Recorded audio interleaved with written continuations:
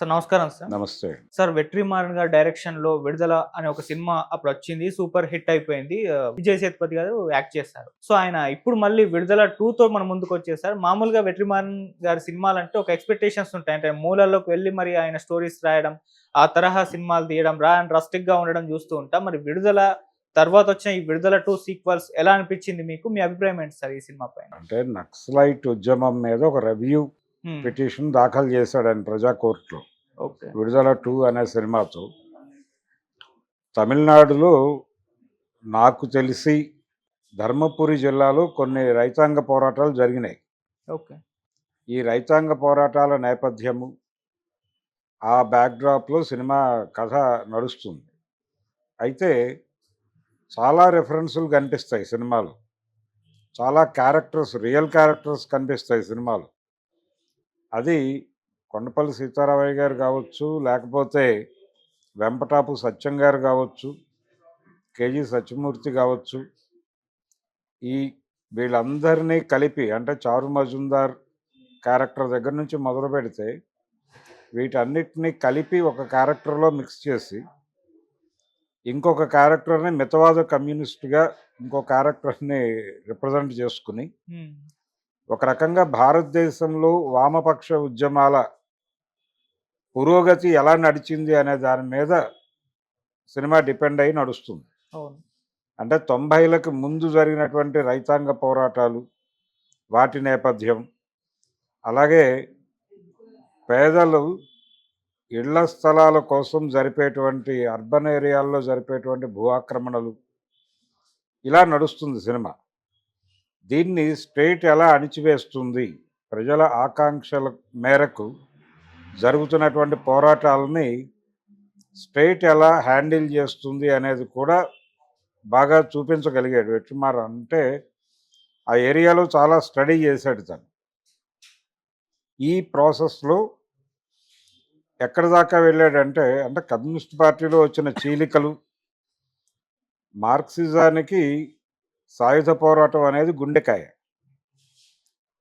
దాన్ని వదిలిపెట్టేసి మితవాదం వైపు వెళ్ళిపోయినటువంటి ఆలోచనలని వదిలిపెట్టి అక్కడి నుంచి బయటకు వచ్చి సాయుధ పోరాట నినాదంతో చారు మజుందార్ మొదలుపెట్టినటువంటి ఒక ఇది అంటే ఒక రైతాంగ ఉద్యమం, నక్సల్బరీలో మొదలైనటువంటి ఒక రైతాంగ ఉద్యమం.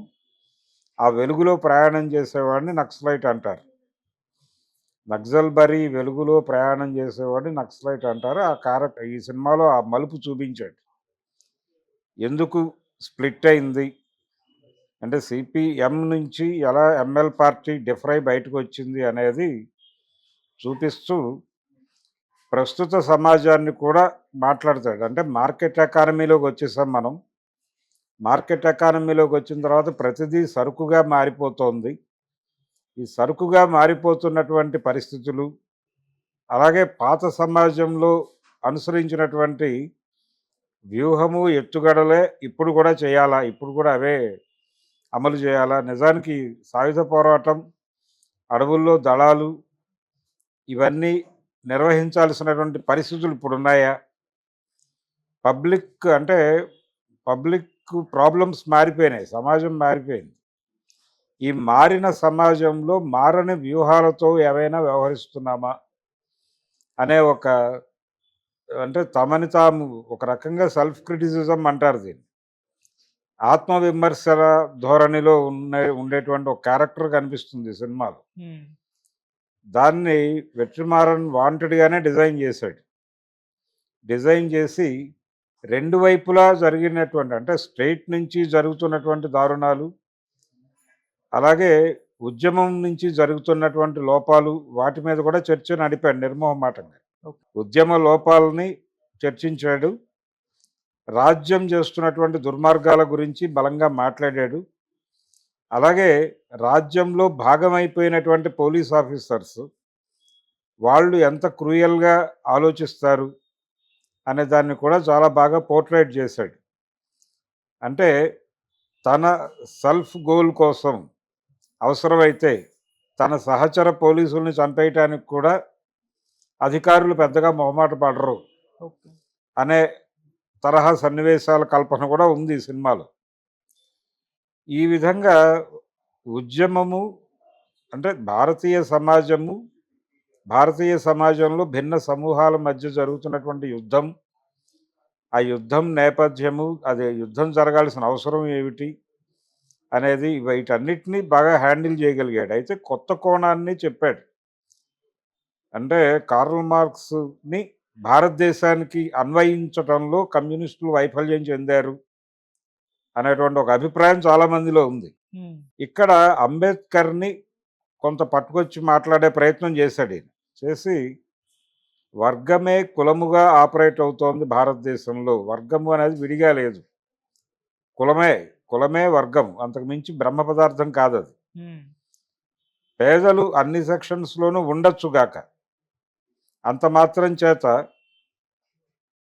ఇక్కడ కులం వేరు, వర్గం వేరు అని అనుకుంటే పొరపాటు చేసిన వాళ్ళం అవుతాం.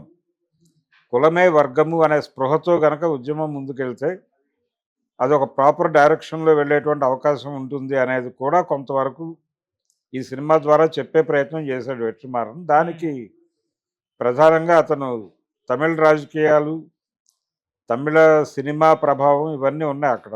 ద్రవిడ ఉద్యమాల ప్రభావం, దళిత ఉద్యమాల ప్రభావం ఉండటం వలన వీళ్ళు క్యాస్ట్ క్వశ్చన్ని చాలా కాలంగా మాట్లాడుతున్నారు వాళ్ళ సినిమాల్లో. అదొక యాంగిల్ తీసుకున్నాడు ఆయన. అది తీసుకోవడం కొంత సినిమాకు ఒక పరిపూర్ణతను తీసుకొచ్చింది. అలాగే సాయుధ పోరాటము అనేది ఈ రోజున కూడా అదే నినాదంతో వెళ్ళాల్సినటువంటి అవసరం ఉందా అనే ఒక రివ్యూ చేస్తాడు ఓకే. చివరిలో. అంటే ఈయన వెంపటాపు సత్యంగా చూపించేటువంటి క్యారెక్టరు చాలామంది నక్సలైట్ నాయకుల పోలికలతో ఒక క్యారెక్టర్ని డిజైన్ చేశాడు ఆయన. ఆ డిజైన్ చేసినటువంటి పెరుమాళ్ళు అనేటువంటి క్యారెక్టరు ఆత్మ సంఘర్షణలో పడుతుంది. సాయుధ పోరాటం అనేది మనం ఆ రోజున కరెక్టే మనం అనుకున్నటువంటి సమాజంలో, మనం ఈ నినాదం ఎత్తుకున్నటువంటి సమాజంలో ఇది కరెక్ట్ నినాదమే. కానీ ప్రజెంట్ సొసైటీకి ఇది అన్వయిస్తుందా? అలాగే ప్రజలు ఎక్కడికక్కడ వాళ్ళ ఏరియాల్లో ఫైట్ చేసేటువంటి ఒక తెగింపుని, ఒక దర్శనాన్ని ఇవ్వాల్సి ఉంది మనం. అది కాకుండా మనం దళాలుగా అడవుల్లో ఉండిపోతే ప్రయోజనం నెరవేరుతుందా? మనం అనుకున్న ప్రయోజనం నెరవేరే అవకాశం ఉందా? అనేది కూడా చర్చకు పెట్టాడు ఈయన. ఓకే. అంటే ఇప్పుడు రకరకాలుగా కొత్త ట్రేడ్స్ వచ్చేస్తున్నాయి. ఐటీ సెక్టార్ వచ్చింది.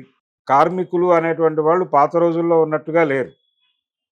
కార్మికుల పరిస్థితిలో చాలా మార్పులు వచ్చినాయి.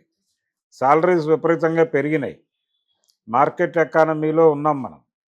సో ఈ నేపథ్యాన్ని కూడా అర్థం చేసుకుని దీనికి తగ్గ వ్యూహరచన జరగవలసి ఉంది అనే దాన్ని కూడా ప్రస్తావించాడు.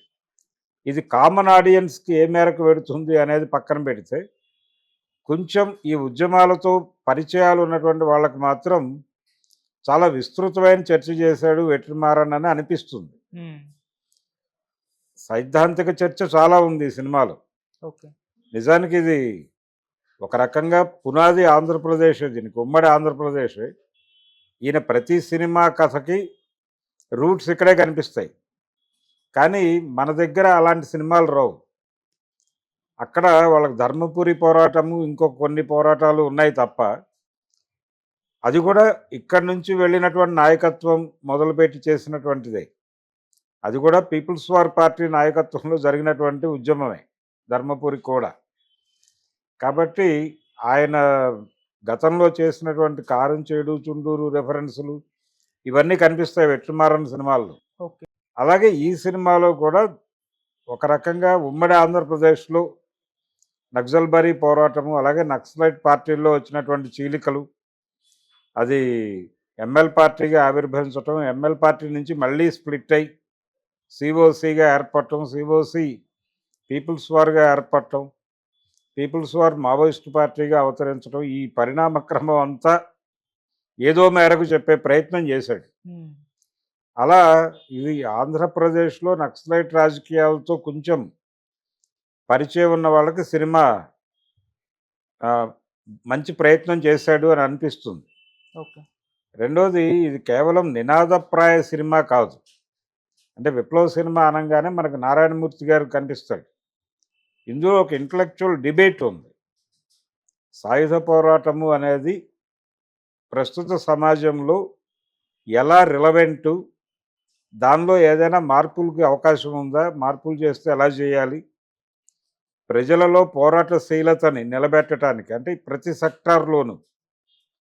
సెక్టార్లోనూ పోరాటశీలతను నిలబెట్టడానికి మనం ఏం చేయాలి, దాని మీద ఫోకస్ చేయాల్సిన అవసరం ఉంది ఈ ఆర్మ్డ్ స్ట్రగుల్ కంటే కూడా అని కంక్లూడ్ చేస్తాడు సినిమాని. ఓకే. అలా ఒక భారత వామపక్ష ఉద్యమ చరిత్ర మీద తనకు ఏమనిపించిందో అది తీసే ప్రయత్నం చేశాడు వెట్రిమారన్. దీన్నే ఒక కథగా డిజైన్ చేసుకున్నాడు. రకరకాల క్యారెక్టర్స్ వచ్చిపోతూ ఉంటాయి. అలాగే భూస్వాముల్లో వచ్చినటువంటి మార్పులు, పారిశ్రామికవేత్తల్లో వచ్చినటువంటి మార్పులు, వీళ్ళందరూ కూడా దళారులుగా మారిపోయినటువంటి కండిషను, స్టేట్లో వచ్చినటువంటి మార్పులు, రాజ్యంలో వచ్చిన మార్పులు, రాజ్యం తాలూకా అణిచివేతలో వచ్చిన మార్పులు, ఇవన్నీ చాలా విస్తృతంగా స్టడీ చేశాడు అతను. ఆ స్టడీ చేసినటువంటి ఇదంతా కనిపిస్తుంది సినిమాలో. కొంచెం ఎక్కువ చర్చ నడుస్తోంది అనిపిస్తుంది కానీ ఇంట్రెస్టింగ్గానే ఉంది సినిమా విడుదల 2. ఓకే. రెండోది, ఈ సినిమాకి అడ్వాంటేజ్ ఏంటంటే పార్ట్ 1 ఓటీటీలో రన్ అవుతోంది. అది చూసిన వాళ్ళు ఇమ్మీడియట్గా ఈ సినిమా కోసం థియేటర్కి వచ్చే ఛాన్స్ ఉంది. ఓకే. అందుకని టైమ్లీ రిలీజ్ పెట్టుకున్నాడు ఆయన. ఓటీటీలో అది పికప్ అయింది బాగానే.